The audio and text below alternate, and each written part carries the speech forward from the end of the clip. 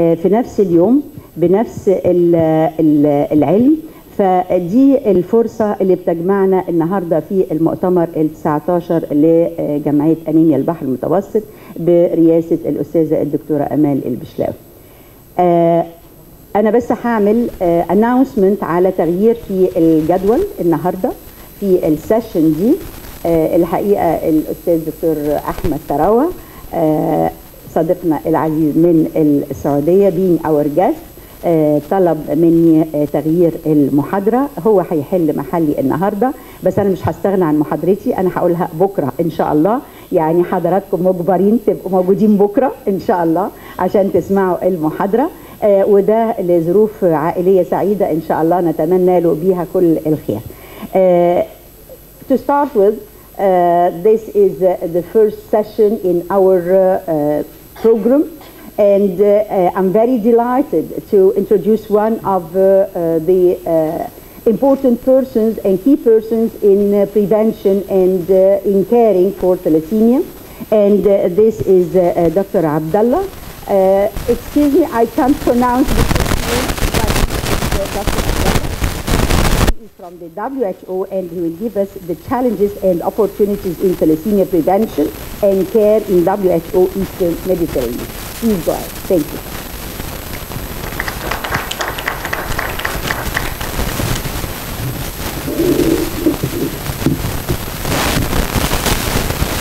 In our region are almost all in the thalassemia belt, which accounts for 35% of the disease burden, while the region contributes only to 9% of the global population.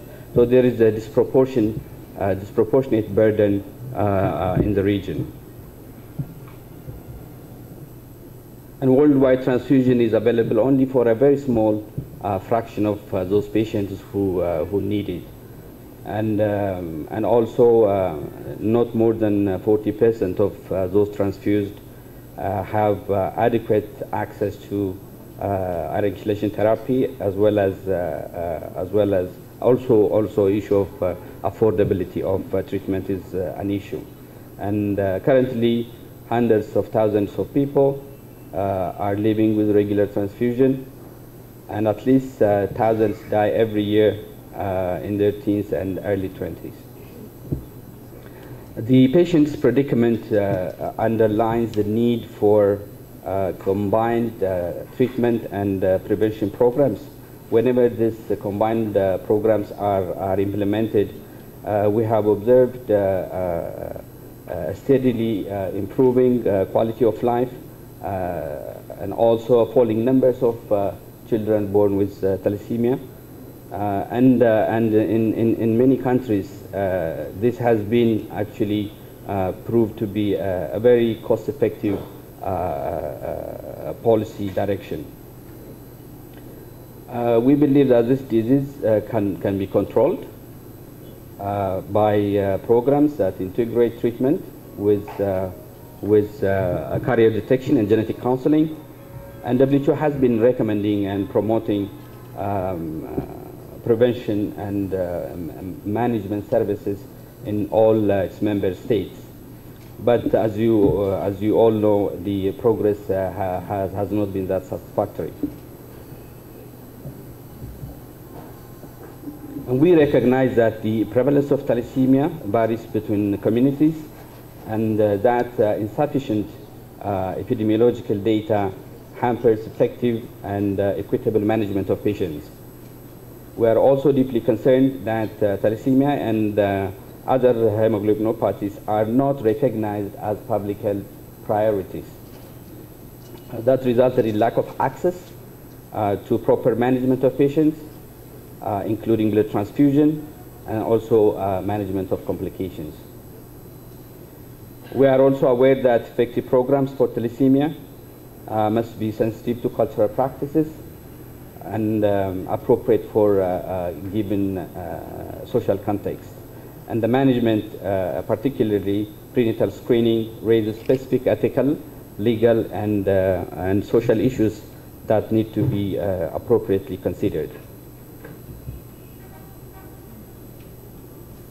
So for more than a decade, WHO has been urging countries to design and implement comprehensive national and also integrated programs for prevention and management of thalassemia, including surveillance, dissemination of information, awareness raising and screening, and also to develop countries' capacity to monitor thalassemia, and then to evaluate the impact of interventions at national level.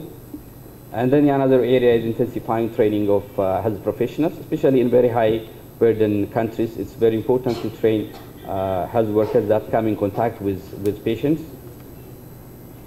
We also urge countries to develop and strengthen medical services within the existing public health system in partnership with parent and patient associations. Promotion of relevant community education on counseling, ethical, legal, and social issues should also be considered. And another area of work for countries is to promote international, regional collaboration to combat the disease and to support basic and applied research on thalassemia in collaboration with relevant organizations. From our side, as member state organization, WHO has been asked to support countries and national programs to raise awareness of the international community to the global burden of thalassemia, and then also to promote equitable access to health services, medicines for prevention as well as management of thalassemia, and then to provide technical support and advice to member states in framing policies and strategies for prevention and management of thalassemia. Many countries do not have this in place. And then also promotion of inter-country collaboration in order to expand the training and expertise of personnel, and also to provide support for the further transfer of knowledge, technologies, and expertise, especially in low and middle income countries. And we believe there's a lot to learn from each other's programs, each other's patient and parent associations. We were also asked to continue our practition in drafting guidelines on prevention and management in collaboration with national, regional, international professional societies and patient groups. And then also we were asked to support countries to promote research on thalassemia. Access to safe blood transfusion is vital in the management of thalassemia. In some settings, up to 50% of the blood supply is used for patients with thalassemia. We can't have access to safe blood transfusion for thalassemic patients without building a strong national blood system that can respond and meet the growing demand. And this depends on 5 WHO interrelated strategies, including having in place a well-organized, adequately funded, and nationally coordinated blood transfusion service, which has effective blood component program under well-defined regulatory oversight. And then also another important aspect is collection of blood and blood components from regular, voluntary, non-remunerated donors, and also putting in place quality assured testing of all donated blood, including screening for infections, blood group serology, and compatibility testing. Another area of work is reduction in unnecessary transfusion, and then also promoting safe administration of blood and blood products, and then and at the background of implementing effective quality system. So when you come to adequacy of blood supply in general, and then also for thalassemia patients, it's a major challenge in the region. Blood donation rates vary from among countries in the region. As you can see from this graph, it ranges from less than 1 to 29 per 1,000 population. Some of these countries with very low donation rates have very high prevalence of thalassemia, and the cost of inadequate supply in most instances is poor quality of life, suffering, and early death.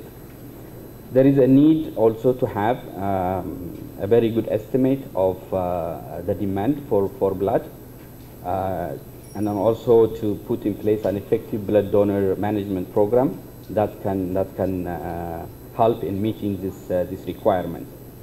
On the other hand, when blood is available, it's often whole blood because facilities, blood banks do not have component preparation capacity in most instances.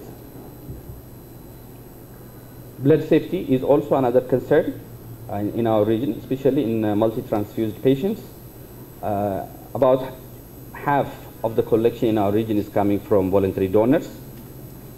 And even among voluntary donors, the proportion of first-time and one-time blood donors is very high. And countries do not have right now an effective blood donor management program in place, which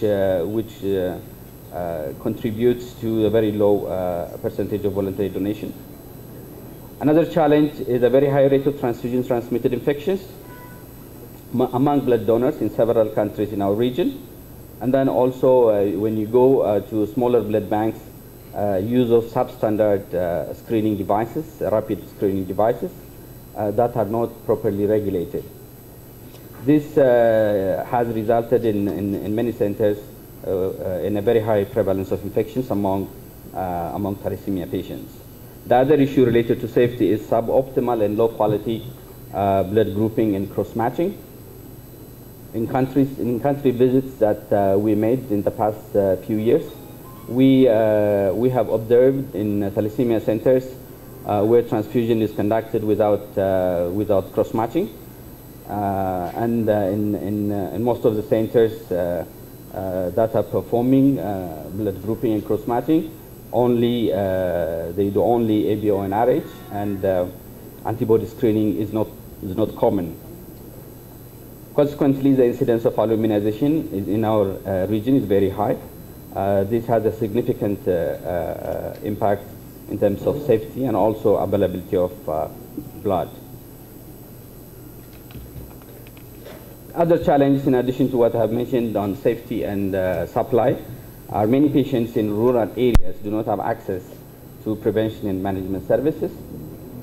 And even when access is available, the cost of transportation in rural areas, as well as in big urban centers, is a huge burden for patients and families.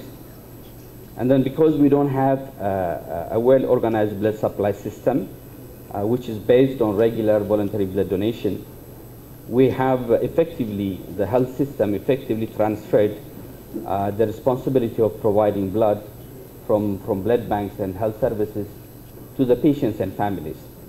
And this has put a huge burden on families to arrange blood transfusion, blood supply.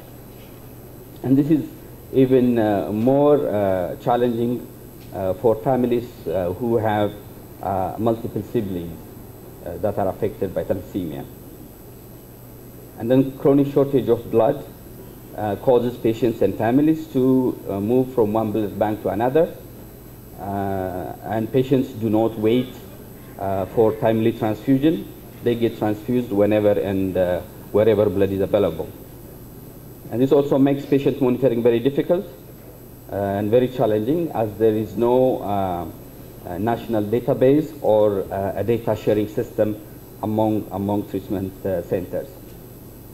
And the other observation we have is thalassemia centers, as well as blood banks that are also attached to thalassemia centers, are not regulated, and there is lack of uniformity in standard of care. So in order to improve access to safe blood transfusion in general, and then which also benefits thalassemia patients, it's vital to ensure that we have a strong national blood system that can meet the transfusion needs of all patients, including thalassemia patients. In the Eastern Mediterranean region, We have conducted an assessment of national blood systems in 2014-15 and identified gaps in all elements of the national blood system, including the leadership and governance of the blood system, coordination and collaboration among partners, and then also access to safe blood and blood products, appropriate clinical use, and also quality management system. All these gaps have been identified, and a strategic framework was developed to address these gaps and also to guide countries over the coming 10 years to develop their blood transfusion system. As some of you might know, the framework was developed in close consultation with countries, regional and international experts and partners, and this strategic framework we included thalassemia as one of our area of work. So one of the strategic interventions included in this framework is strengthening coordination and collaboration among blood donor and patient associations, academic and research institutions, scientific and professional societies, and also the industry. It also emphasizes the need for strong link between blood banks that have the main supply system and programs for thalassemia management that are managing clinical transfusion. WHO, both at the country level as well as at the regional level and headquarters, would like to work closely with all the relevant stakeholders in thalassemia, especially in putting in place programs for prevention, and also in identifying gaps and providing the required support. And participation in conferences like this is in line with this strategic framework, and we will certainly, it will certainly help us to establish networks with people that are actually providing care to thalassemia patients, and then also understand the challenge faced by professionals, patients, and families. And with that, I would like to thank the organizers again for inviting us, and also for your attention. Thank you.